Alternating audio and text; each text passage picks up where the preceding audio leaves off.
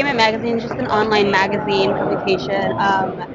So I recently started watching the TMNT show maybe like 3 months ago, and we recently just ended the second season like a few days before the third season started, and it ended kind of dark.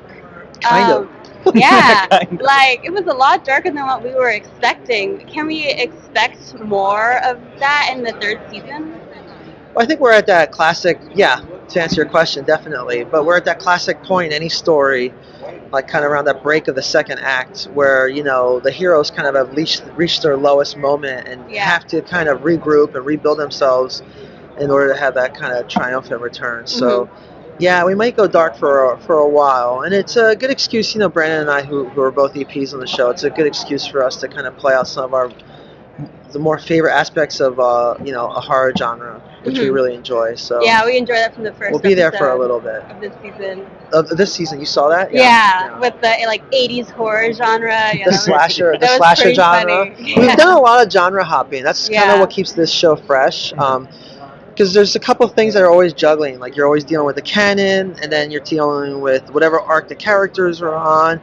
But then we always jump genres just to kind of keep it fresh for ourselves. We might do a Western episode one day, but we really know horror, so we kind of peel away extra layers of horror. So, whether it's, haunting dreams or, I ate something that's transforming me into a monster, we kind of got as far as to do the slasher film, which is great.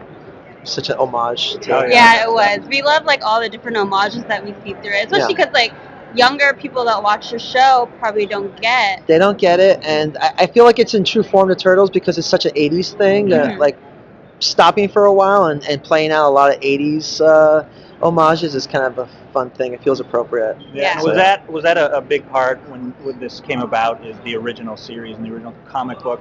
How much of an influence was that over it? Because I know there's been so many variations on the Turtles over the years, whether it's television or movie form. How much did the past of those kind of influence this unique take on that? When they were developing Turtles at Nick, I was the person they hired, and so I was given the task of developing this series from scratch, and I think they very much wanted to just have their own identity. They were really open to just doing whatever possible with it. They didn't care what it was going to be in terms of reflecting the past and other iterations. In fact, I think they were really big about kind of, suspending all that stuff and not paying any attention to it. Which was good for me because I think a lot of the emphasis really with everybody in general when you ask them is always the 80s show. And I really wanted to kind of pull a little bit more from the old Mirage comic, the original comic that's actually from 1984. And I think the executives were a little bit more open to that because it was more foreign to them. I could pull from that, and they didn't really know where it was coming from.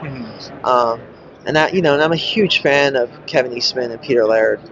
That book did so much for me as a kid. So we stuck with that mostly. There was a lot of weird stuff in the beginning they were open to. I mean, they really were willing to really completely change it, and I really made sure that I kept the story and the core of those characters kind of what it always was. I didn't want to reinvent it. Yeah. I didn't think it needed to be reinvented. I think I hate when people do that.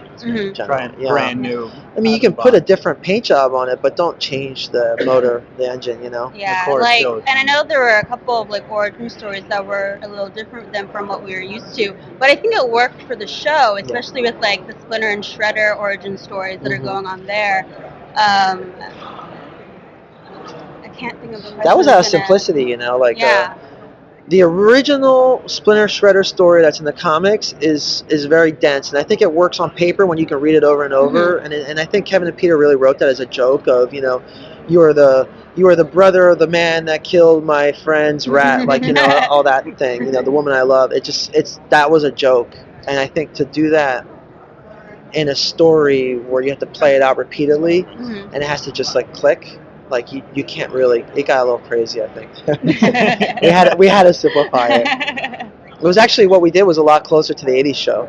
Yeah. We kept it clean like that. Have you run into any opposition with storylines yet, or with? Well, sure. I mean, I think that happens on any production. You throw stories at them and they reject them. I mean, that has definitely happened. Has there been like a storyline in particular you want to do that you couldn't? more? Actually, the one that's airing tonight was it's literally there's a show that's premiering tonight that was brought in at the last minute that wasn't the show that we intended it to be. We Brandon and I had come up with a story that was specifically a Halloween episode that was killed probably like 3 or 4 times. Wow. But it was about you're in a house in the middle of the woods all alone, and then there's a knock at the door, and there's a little boy trick or treating all alone, and then you invite him in, and he doesn't leave, and then over time you realize that I don't know that he's really wearing a mask. You know, it's a very cool little weird Halloween story, and I think the big complaint about it, and I get it, was that it didn't make sense to have almost a supernatural kind of element come into what we're used to being a Ninja Turtle world. And that makes sense, but we thought that using Halloween we could jump out and do a little subgenre story like that. But now, was moving from the Chinatown scene in New York to the woods, was that a purposeful one from you guys to do? Yeah, definitely. Yeah, that was like we've been waiting to go to the woods. Nice. That when I developed the show, there's like 5 or 6 things that I've always known that we were gonna do, regardless. And the hope is that we just get enough episodes to play all those things out. When you get into like the details of every specific episode, that's where we kind of come up with stuff week to week. But for the most part, those big parts, like the woods was one of them, and that's always been there. Awesome. It's great out there too. Yeah, I know. We're really excited because it just opens up so many new storylines that we can see. We've since left. Like in production, obviously, we're way far ahead of you guys as the viewers, and we're kind of bummed that we left. I miss the woods. I miss them. Yeah. It's got a unique feel to it compared to any sort of city setting or anything. That house is very interesting. I don't know if I can divulge exactly what that house is. that house creeps me out. Let's see. It's a very specific. The house that they live in is specifically comes from 3 or 4 different parts of both movies and events that have happened in crime history, and so it's a very real place. It's almost haunted. It's almost haunted. Very cool. And then right before you leave, I just want to say that Ice Cream Kitty is like the best thing. Like when we were watching the season 2 finale, I was like, "What's that Ice Cream Kitty? Are they gonna get Ice Cream Kitty?" Yeah. And then when he got it, I was so happy. I love Ice Cream Kitty. That's probably like one of my favorite situations that's happened in this series. Oh, don't leave Ice Cream Kitty behind. Yeah, don't leave him behind. Ice Cream Kitty is super cute. I want more.